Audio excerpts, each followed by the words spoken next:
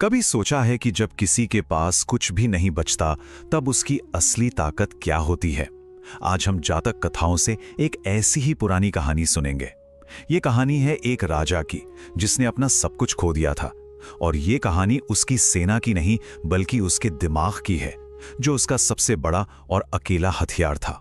देखिए, ये जो एक श्लोक है या जिसे गाथा कहते हैं, यही उस कहानी का दिल है जिसे हम आज जानने वाले हैं। ये सिर्फ एक लाइन नहीं है, ये पूरी की पूरी कहानी का निचोड़ है। तो चलिए देखते हैं इस कहानी में क्या है। तो कहानी का पहला हिस्सा हमें मिलाता है काशी के बहुत ही नेक राजा महाशीलव से। एक ऐसा राजा जिसका पतन उसकी अपनी ही एक छोटी सी गलती से शुरू होता है। राजा महाशीलव एक बहुत ही भले और प्यारे शासक थे। उनके राज में काशी का राज्य खुशहाल था, सब तरफ शांति थी। लेकिन कहते हैं ना, अक्सर सबसे बड़ी मुसीबतें सबसे शांत वक्त में ही पैदा होती हैं। ये कहानी महाशीलव जातक से ली गई है, एक ऐसी कथा जो सदियों से हमें एक ही बात सिखाती आई है कि असली शक्ति तलवार में नहीं बल्कि हमारी बुद्धि में होती है। लेकिन हर महान कहानी की तरह यहां भी एक मोड़ आता है। राजा से एक बहुत बड़ी भूल हो गई। उन्होंने कुछ चुगलखोरों की बातों में आकर अपने सबसे गुणी मंत्री को ही देश से निकाल दिया। बस यही वो एक गलती थी जिसने सब कुछ बदल दिया। और देखिए, एक गलत फैसले का असर दिखने में जरा भी देर नहीं लगी। वो निकाला हुआ मंत्री सीधा पड़ोसी राज्य कौशल पहुंचा। वहां उसने दुश्मन राजा का भरोसा जीत लिया और उसे यकीन दिलाया कि काशी तो अब बहुत कमजोर है और उसे जीतना बच्चों का खेल है। धोखे का बीज बोया जा चुका था और इसका नतीजा बिना एक भी तलवार चले, बिना एक भी सैनिक को खोए, एक पूरा का पूरा राज्य हार गया। अपनी प्रजा का खून खराबा रोकने के लिए राजा महाशीलवेब ने एक ऐसा फैसला लिया जो बहुत कम राजा ले पाते हैं। उन्होंने लड़ने की जगह खुद को गिरफ्तार होने दिया। ये उनके महान चरित्र को दिखाता था, लेकिन यही फैसला उनके पतन की वजह भी बना।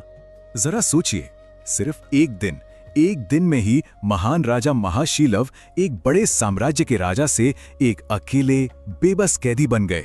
सत्ता कितनी नाजुक हो सकती है ना? एक हारा हुआ राजा, एक खोया हुआ राज्य। तो क्या यहीं पर कहानी खत्म हो जाती है, या ये तो बस उस असली इम्तिहान की शुरुआत है जो राजा की हिम्मत को परखेगा? अब हम कहानी के सबसे स्याह, सबसे अंधेरे हिस्से में जा रहे हैं। यहां जीतने वाले कौशल के राजा ने महाशीलव के लिए एक ऐसी भयानक सजा सोची थी जो शायद मौत से भी ज्यादा बदतर थी। सजा बहुत क्रूर थी। राजा को एक कब्रिस्तान में जिंदा दफना दिया जाएगा और सिर्फ उनका सिर जमीन के ऊपर रहेगा। यह उनकी जिंदगी का वो पल था जहां उम्मीद की कोई किरण नहीं थी और मौत सामने खड़ी नजर आ रही थी। वो रात राजा के लिए जैसे एक युग जैसी थी। शाम को उन्हें दफनाया गया। आधी रात को लाशों की गंध सूंघकर सियारों का एक झुंड वहां आ पहुंचा। और फिर जब रात और भी गहरी हुई तो दो पिशाच एक लाश के लिए आपस में लड़ते हुए वहां आ गए। खतरा हर पल बढ़ता जा रहा था। और तभी जब एक बड़ा सा सियार उन पर हमला करने के लिए आगे बढ़ा, राजा महाशीलव ने कुछ ऐसा किया जिसकी कोई कल्पना भी नहीं कर सकता। उन्होंने अपनी बची खुची ताकत का इस्तेमाल किया, अपने दांतों का, और सियार की गर्दन को जोर से पकड़ लिया। और कमाल देखिए, वो छटपटाता हुआ सियार अपने पंजों से राजा के आसपास की मिट्टी को खुरचने लगा और अनजाने में ही उसने राजा को आजाद कर दिया। राजा ने अपना पहला इम्तिहान पास कर लिया था। वो कब्र से तो निकल आए, लेकिन उनकी मुश्किलें अभी खत्म कहां हुई थी। अब एक निहत्था इंसान उन अलौकिक शक्तियों को, उन पिशाचों को कैसे चुनौती दे सकता है? और यहीं से कहानी का सबसे दिलचस्प हिस्सा शुरू होता है। अब राजा सिर्फ जिंदा रहने के लिए नहीं बल्कि अपनी सत्ता वापस पाने के लिए लड़ते हैं और उनका हथियार बनती है उनकी बुद्धि। अच्छा, इस योजना को जरा समझते हैं, क्योंकि यहीं पर राजा का असली कमाल दिखता है। पहला कदम, उन्होंने पिशाचों के बीच लाश को लेकर हो रहे झगड़े को सुलझाने का प्रस्ताव रखा। दूसरा कदम, उन्होंने एक अनुष्ठान का बहाना बनाकर चालाकी से दुश्मन राजा की शाही तलवार और कपड़े मंगवाए। तीसरा कदम, उन्होंने लाश को इतने सटीक तरीके से बांटा कि पिशाच भी उनका सम्मान करने लगे। और आखिरी कदम, उन्होंने उसी तलवार और शाही पोशाक का इस्तेमाल करके पूरी बाजी ही पलट दी। आधी रात का सन्नाटा, हाथ में दुश्मन की ही तलवार, और राजा महाशीलव सीधा कौशल के राजा के कमरे में पहुंच गए। पल भर में शिकारी खुद शिकार बन चुका था। माहौल में तनाव एकदम चरम पर था। सोता हुआ कौशल का राजा जागता है और अपने कैदी को अपनी ही तलवार लिए अपने ऊपर खड़ा देखकर उसके होश उड़ जाते हैं। उसकी कांपती हुई आवाज में सिर्फ एक सवाल था, तुम कौन हो?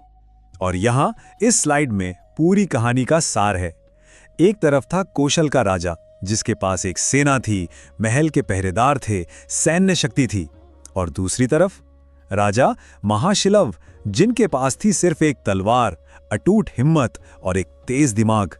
ये ताकत और बुद्धि की आखिरी लड़ाई थी। इसके बाद जो हुआ वो बहुत तेजी से हुआ। डरा हुआ कौशल का राजा माफी मांगने लगा। काशी का राज्य उसके असली शासक महाशिलव को वापस मिल गया। उस चुगलखोर मंत्री को सजा दी गई और आखिर में बुद्धि ने ताकत पर एक जबरदस्त जीत हासिल की। और ये पूरी कहानी हमें वापस उसी शुरुआती सबक पर ले आती है। बुद्धिमान व्यक्ति को विपत्ति में भी साहस नहीं खोना चाहिए।